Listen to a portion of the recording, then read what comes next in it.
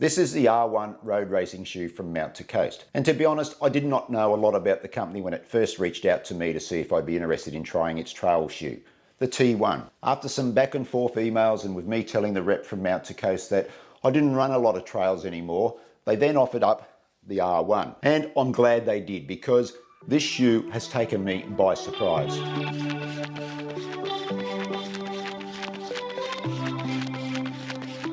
Full disclosure here guys, the R1 was sent to me by Mount to Coast for the purposes of a review, but no one is paying me to make this video and no one will get an opportunity to see this video before it appears on YouTube. With that out of the way, who is Mount to Coast? Mount to Coast is a Hong Kong based running shoe brand that was founded in April 2024. It has developed lightweight trail, all-terrain, road and racing and walking shoes, and those shoes are now available in Australia. I might be enjoying the R1 now, but it wasn't love at first sight, or maybe on first run. First run in the Coast to Mountain R1 shoes in the comfort stakes, 10 out of 10. Very comfortable shoe on the foot, a little bit firmer ride than what I am used to, but certainly not horrendous. My first few runs in the R1 were a bit meh.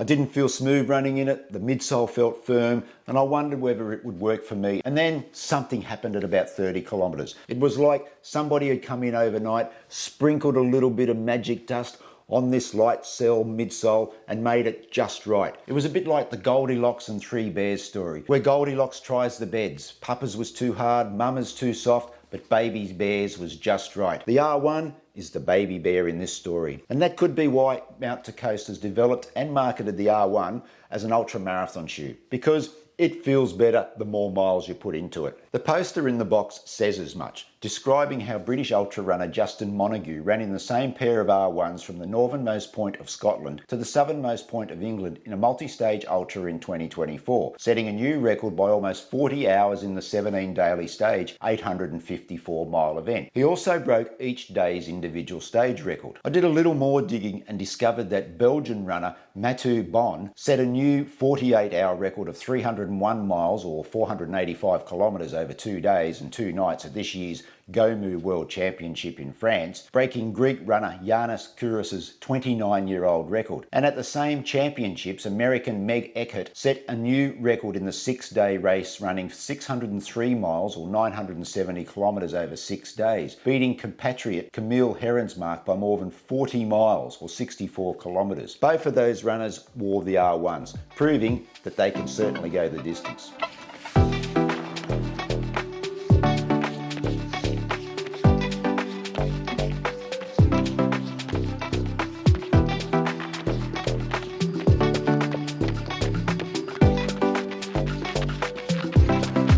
I've passed 100 kilometres and the R1 keeps delivering. Not only do I enjoy running in it, but it's a shoe I do most of my walking in. It's just so comfortable on the foot. And while it may look heavy, the R1 comes in at just 274 grams in my US 11.5 size. And it's built for comfort. There's plenty of padding around the ankle and heel area, and it's well supported. The upper is sturdy without being bulky and hot, and the midsole is nicely cushioned after it breaks in. Mount to Coast calls its midsole technology Light Cell, a PEBA-based nitrogen-infused supercritical foam, which the company says is 50% lighter than EVA, while offering 45% more energy return.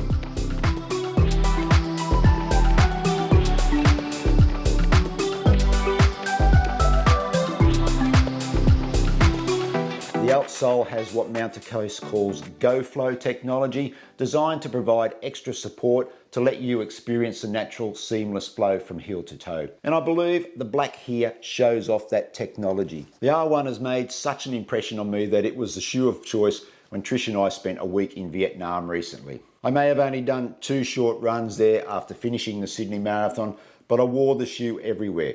And it was so comfortable walking around Ho Chi Minh City and Phu Quoc that my feet never felt sore or hot, despite it being 30+ degrees and 90+% humidity every day. This may be a running shoe, but it is well equipped to be a comfortable walking shoe. And it looks good. I mean, I've even started wearing it as my casual shoe. I've just got to try and keep it clean.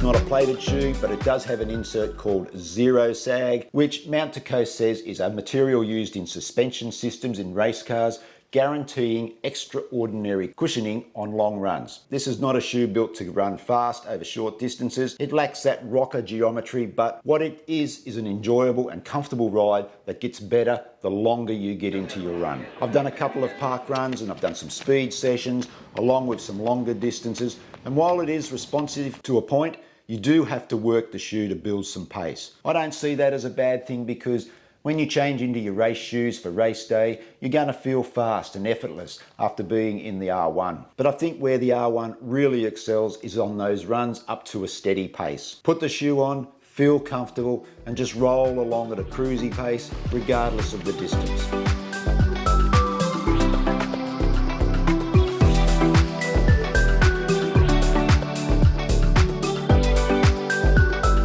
Specs here, guys, for you. From what I've been able to find out, it's got 35 millimeters of stack height here in the heel and 27 millimeters in the toe for an 8 millimeter drop. The dual lacing setup had me a little perplexed, and it certainly surprised me when I first got the R1s out of the box. I've never seen this setup before in a road shoe. Maybe it's more prevalent in trail running shoes. Mount to Coast calls this Tune Fit, a dual lacing system that offers a customizable fit for the forefoot and the midfoot. And to my surprise, it works. It gives you options on the lockdown. And if your feet swell during a run, then you will appreciate the dual lacing system, as you can adjust at any time. You can go tight or loose on the lock lacing around the toe box area. It's so easy to adjust, and the same with the more traditional lacing over the top of the foot. It's brilliant. I like a little space in the toe box, so I'm looser here, and I can still get a decent lockdown over the top of the foot. I've had no issues with heel slippage or rubbing.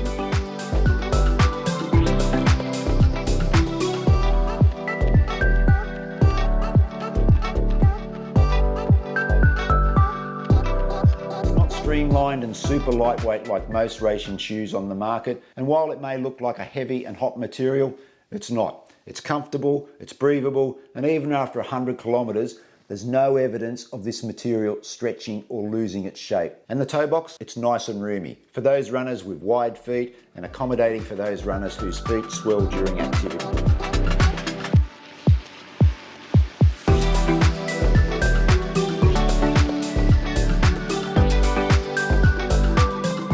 $280 price tag I think is a little high.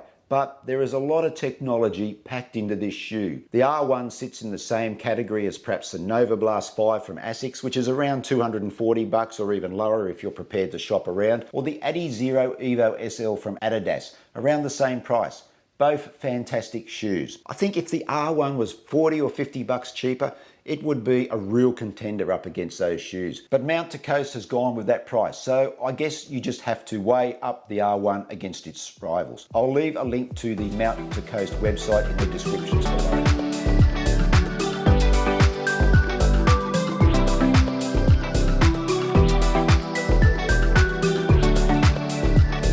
I find the R1 to be a solid, comfortable shoe that I really enjoy wearing, whether running, walking, or just casually. I'll continue to run in the shoe, and it fits nicely in my rotation for those runs up to a steady pace. Like I said, I've done 100 kilometers of running in the shoe. I've also done probably almost 100 kilometers of walking. That outsole is showing no signs of wear and tear. There's plenty of rubber coverage on there. It's not showing any scuff marks or cut up in any way. The midsole is starting to show a little bit of creasing, but it's nothing too much to worry about. The upper is holding its shape well. There's no stretching or anything like that. It's a little bit grubby, but overall it is still in good condition.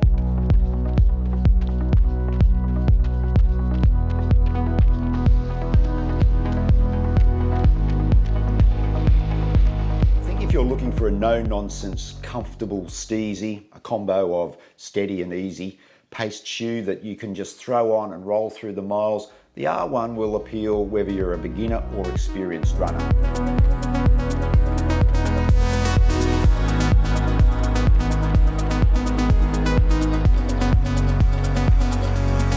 That's my thoughts on the R1 road racing shoe from Mount to Coast.